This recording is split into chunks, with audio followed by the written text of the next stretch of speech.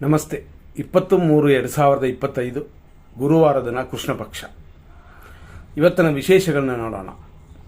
ಷಷ್ಠಿ ಅನ್ನುವ 6ನೇ ತಿಥಿ ಇದೆ. ಈ ಷಷ್ಠಿ ತಿಥಿ ಅನ್ನೋದು ಸುಬ್ರಹ್ಮಣ್ಯ ಸ್ವಾಮಿ ಪೂಜೆಗೆ, ಕುಜಗ್ರಹ ದೋಷಕ್ಕೆ ಉತ್ತಮವಾದ ದಿನ. ಪೂಜೆ ಮಾಡಿದ್ರೆ ಇವತ್ತಿನ ಸೂರ್ಯೋದಯ 6:24, ಸೂರ್ಯ ಅಸ್ತಮನ ಸಂಜೆ 6:30. ಷಷ್ಠಿ ತಿಥಿ ರಾತ್ರಿ 2 ಗಂಟೆ 45 ನಿಮಿಷ ಅಂದರೆ AM ವರೆಗಿದೆ. ಆದ ನಂತರ ಸಪ್ತಮಿ. ಇವತ್ತಿನ ದಿನಕ್ಕೆ ಅನುರಾಧ ನಕ್ಷತ್ರ ಮತ್ತು ಜ್ಯೇಷ್ಠ ನಕ್ಷತ್ರ ಇದೆ. ಬೆಳಗ್ಗೆ 6:24ರಿಂದ ರಾತ್ರಿ 11:31ವರೆಗೂ ಅನುರಾಧ ನಕ್ಷತ್ರ, ಆ ನಂತರ ಜ್ಯೇಷ್ಠ ನಕ್ಷತ್ರ ಬರುತ್ತದೆ. ಇವತ್ತು ವೃಶ್ಚಿಕ ರಾಶಿ ದಿನ ಪೂರ್ತಿ.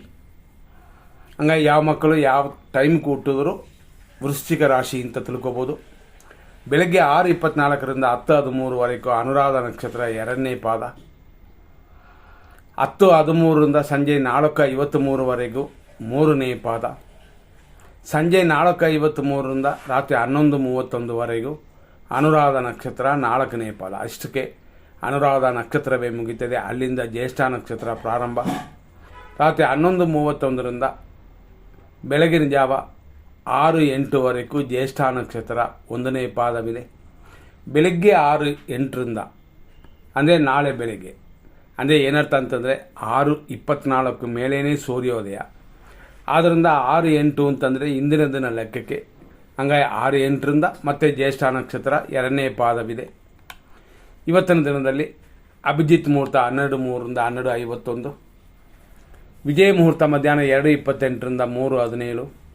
ಈ ರೀತಿಯೆಲ್ಲ ಇದ್ರೂ ನಾವು 100% ಕೆಟ್ಟೋದು, 100% ಒಳ್ಳೆಯದನ್ನು ನೋಡೋಣ.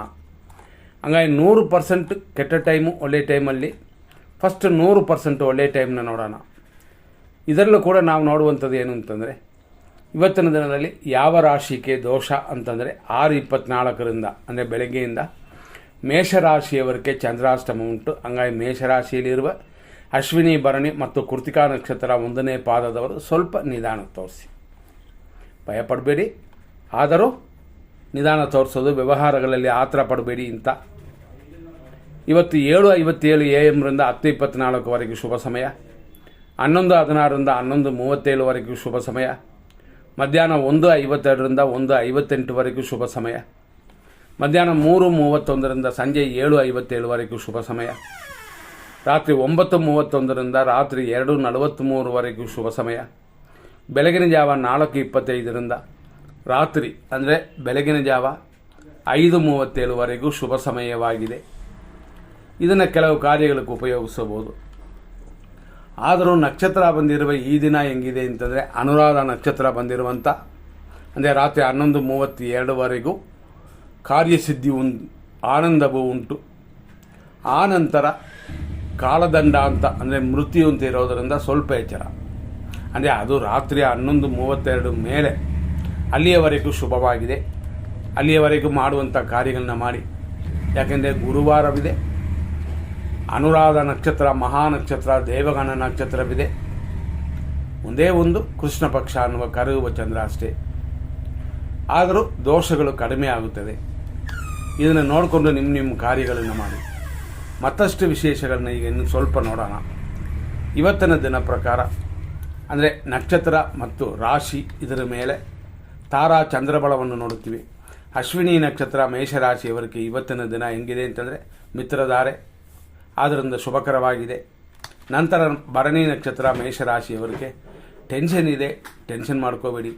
ಟೆನ್ಷನ್ ಮಾಡಿಕೊಂಡ್ರೆ ರೋಗವೃದ್ಧಿ ಉಂಟು, ಆದ್ದರಿಂದ ಎಚ್ಚರ. ಕೃತಿಕಾ ನಕ್ಷತ್ರ ಮೇಷರಾಶಿ 1ನೇ ಪಾದ, ಅನುಕೂಲ, ರೋಗವೃದ್ಧಿ ಎಲ್ಲ ಇದೆ. ಆದ್ದರಿಂದ ಆರೋಗ್ಯದಲ್ಲಿ ಮಾತ್ರ ಗಮನ ಕೊಡಬೇಕು. ಮಿಕ್ಕಿದ ವಿಷಯಗಳಲ್ಲಿ ತೊಂದರೆ ಇಲ್ಲ. ಕೃತಿಕಾ ನಕ್ಷತ್ರ 2ನೇ, 3ನೇ, 4ನೇ ಪಾದಗಳು ವೃಷಭ ರಾಶಿ, ಅನುಕೂಲವಿದೆ, ಸುಖವಿದೆ, ಶುಭಕರವಾಗಿದೆ ಇವತ್ತು. ರೋಹಿಣಿ ನಕ್ಷತ್ರ ವೃಷಭ ರಾಶಿ, ಪ್ರತ್ಯೇಕ ತಾರೆ. ಆದ್ದರಿಂದಾಗಿ ಸ್ವಲ್ಪ ಎಚ್ಚರದಿಂದಲೇ ಕಾರ್ಯಗಳನ್ನು ಮಾಡಬೇಕಾಗ್ತದೆ. ಮೃಗಶೀರ್ಷ ನಕ್ಷತ್ರ ವೃಷಭ ರಾಶಿ, ಆರೋಗ್ಯ ಉಂಟು, ಸುಖ ಉಂಟು, ಆದ್ದರಿಂದ ಶುಭ ದಿನವಾಗಿದೆ ಇವತ್ತು. ಮೃಗಶೀರ್ಷ ನಕ್ಷತ್ರ ಮಿಥುನ ರಾಶಿ, ಆರೋಗ್ಯವಿದೆ, ಶತ್ರು ನಾಶವೂ ಇದೆ, ಆದ್ದರಿಂದ ಶುಭಕರವಾಗಿದೆ. ಆರುದ್ರ ನಕ್ಷತ್ರ ಮಿಥುನ ರಾಶಿ, ಸ್ವಲ್ಪ ಏಟು ಗಾಯಗಳಾಗುವಂಥ ದಿನವಿದು.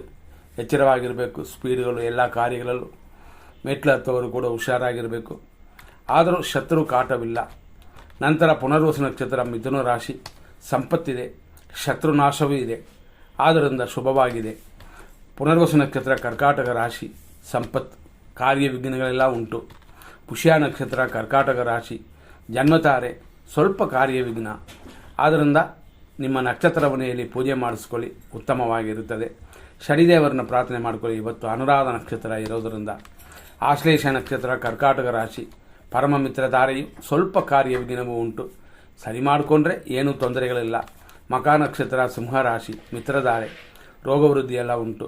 ಹಂಗಾಗಿ ಒಂದು 60% ಚೆನ್ನಾಗಿದೆ, ದೋಷಗಳು ಹೆಚ್ಚಾಗಿಲ್ಲ. ಪುಬ್ಬ ನಕ್ಷತ್ರ ಸಿಂಹರಾಶಿ, ಈ ದಿನ ಪ್ರಕಾರ ಟೆನ್ಷನ್ ಇದೆ, ಟೆನ್ಷನ್ ಬಿಟ್ಬಿಡಿ. ಇನ್ನೊಂದು ದಿನ ನಮ್ಮ ಕಾರ್ಯಗಳನ್ನ ನೋಡ್ಕೊಳ್ಳೋಣ.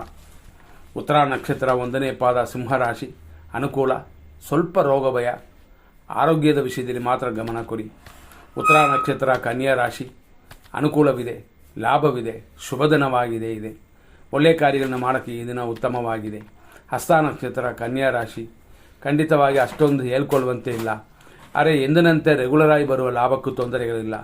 ಚಿತ್ತಾ ನಕ್ಷತ್ರ ಕನ್ಯಾ ರಾಶಿ, ಆರೋಗ್ಯ ಉಂಟು, ಲಾಭವೂ ಇದೆ. ಚಿತ್ತಾ ನಕ್ಷತ್ರ ತುಳಾರಾಶಿ, ಆರೋಗ್ಯ ಉಂಟು, ಸ್ವಲ್ಪ ಧನಹಾನಿ ಇರುತ್ತದೆ, ಇದು ಮಾತ್ರ ನೋಡ್ಕೊಳ್ಳಿ. ಹಣಕಾಸಿನ ವಿಷಯದಲ್ಲಿ ಸ್ವಲ್ಪ ಲೆಕ್ಕಾಚಾರ ಮಾಡಿಕೊಳ್ಳೋದು ಉತ್ತಮವೇ.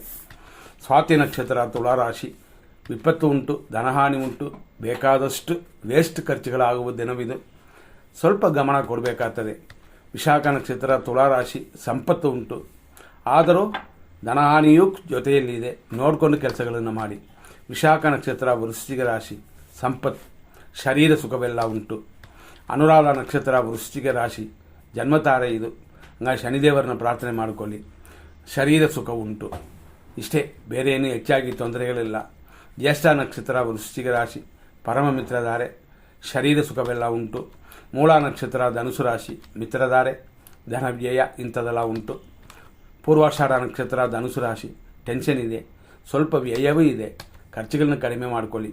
ಉತ್ತರಾಷಾಢ ನಕ್ಷತ್ರ 1ನೇ ಪಾದ ಧನುಸು ರಾಶಿ, ಅನುಕೂಲವಿದೆ, ಸ್ವಲ್ಪ ಶುಭ ಖರ್ಚುಗಳು ಉಂಟು. ಒಳ್ಳೆಯ ಖರ್ಚುಗಳನ್ನ ಎಷ್ಟು ಬೇಕೋ ಅಷ್ಟು ಮಾಡಿಕೊಳ್ಳಿ. ಉತ್ತರಾಷಾಢ ನಕ್ಷತ್ರ ಮಕರ ರಾಶಿ, ಅನುಕೂಲ, ಇಷ್ಟಾರ್ಥ ಸಿದ್ಧಿಯೆಲ್ಲ ಇದೆ. ಶ್ರವಣ ನಕ್ಷತ್ರ ಮಕರ ರಾಶಿ, ಪ್ರತ್ಯೇಕ ತಾರೆ. ಹಾಗಾಗಿ ನಮ್ಮ ಪರವಾಗಿ ಕಾರ್ಯ ಸಕ್ಸಸ್ ಆಗೋದು ಕಷ್ಟ. 100% ಗ್ಯಾರಂಟಿ ಅಂತಂದರೆ ಮಾಡೋಕ್ಕೆ ಹೋಗಿ. ಅರೆ ಇದೇ ಕೋರ್ಟ್ ಕೇಸು, ಡಾಕ್ಟ್ರು ವಿಷಯ ಅಂತಂದರೆ ಯೋಚನೆ ಮಾಡೋದು ಬೇಡ. ಮನೆ ದೇವರನ್ನ ಪ್ರಾರ್ಥನೆ ಮಾಡಿಕೊಳ್ಳಿ, ಶನಿದೇವರನ್ನ ಪ್ರಾರ್ಥನೆ ಮಾಡಿಕೊಳ್ಳಿ. ಧನಿಷ್ಠ ನಕ್ಷತ್ರ ಮಕರ ರಾಶಿ, ಆರೋಗ್ಯ, ಇಷ್ಟಾರ್ಥ ಸಿದ್ಧಿಯೆಲ್ಲ ಶುಭಕರವಾಗಿದೆ ಈ ದಿನ. ಧನಿಷ್ಠ ನಕ್ಷತ್ರ ಕುಂಭರಾಶಿ, ಆರೋಗ್ಯ ಉಂಟು, ಕೆಲಸ ಕಾರ್ಯಗಳಲ್ಲಿ ಅಭಿವೃದ್ಧಿಯೂ ಉಂಟು, ಆದ್ದರಿಂದ ಶುಭ ದಿನವಾಗಿದೆ ಇದು. ಶತಭಿಷ ನಕ್ಷತ್ರ ಕುಂಭರಾಶಿ, ಏಟು ಗಾಯಗಳಾಗುವ ದಿನವಿದೆ, ಎಚ್ಚರವಾಗಿರಿ. ಪೂರ್ವ ಭಾದ್ರಪದ ನಕ್ಷತ್ರ ಕುಂಭರಾಶಿ, ಸಂಪತ್ತಿದೆ, ಕೆಲಸ ಕಾರ್ಯಗಳಲ್ಲಿ ಅಭಿವೃದ್ಧಿಯೂ ಇದೆ, ಆದ್ದರಿಂದ ಶುಭಕರವಾಗಿದೆ. ಪೂರ್ವ ಭಾದ್ರಪದ ನಕ್ಷತ್ರ ಮೀನರಾಶಿ, ಸಂಪತ್ತು, ಕಾರ್ಯಗಳಲ್ಲಿ ಅಡೆತಡೆ ಎಲ್ಲ ಉಂಟು, ಆದ್ದರಿಂದ ಸ್ವಲ್ಪ ಗಮನ ಕೊಡಿ. ಆದರೂ ಹಣಕಾಸಿನ ಅಭಿವೃದ್ಧಿ ಇದೆ, ಅದರ ಸಂಬಂಧಪಡುವ ಪ್ಲಾನ್ನ ಮಾಡ್ಬೋದು. ಉತ್ತರ ಭಾದ್ರಪದ ನಕ್ಷತ್ರ ಮೀನರಾಶಿ, ಜನ್ಮತಾರೆ, ಕಾರ್ಯತಡೆಗಳೆಲ್ಲ ಉಂಟು. ಖಂಡಿತ ನಿಮ್ಮ ನಕ್ಷತ್ರ ದೇವತೆಗೆ ಪೂಜೆ ಮಾಡಿಸ್ಕೊಳ್ಳಿ, ಅದು ಅನುಕೂಲವನ್ನು ಕೊಡುತ್ತದೆ. ರೇವತಿ ನಕ್ಷತ್ರ ಮೀನರಾಶಿ, ಪರಮ ಮಿತ್ರಧಾರೆಯಾಗಿ ಅಲ್ಪ ಸ್ವಲ್ಪ ಕಾರ್ಯತಡೆ, ವಿನಾಯಕನ ಪೂಜೆ ಮಾಡಿಕೊಳ್ಳಿ. ಅದಲ್ಲದೆ ಇವತ್ತು ಅನುರಾಧ ನಕ್ಷತ್ರ ಬಂದಿರೋದರಿಂದ ಇದು ನಿಮಗೆ ಶುಭ ನಕ್ಷತ್ರ, ಶುಭ ಕಾರ್ಯಗಳನ್ನ ಮಾಡಬಹುದು ಅಂತ ಅರ್ಥ. ಆದರೂ ಯೋಚನೆ ಮಾಡಿಕೊಳ್ಳಿ, ಕೆಲವು ವಿಷಯಗಳನ್ನ ಆತರ ಪಡೋದು ಬೇಡ. ಮುಂದಿನ ಸಂಚಿಕೆಯಲ್ಲಿ ನೋಡೋಣ. ಧನ್ಯವಾದಗಳು.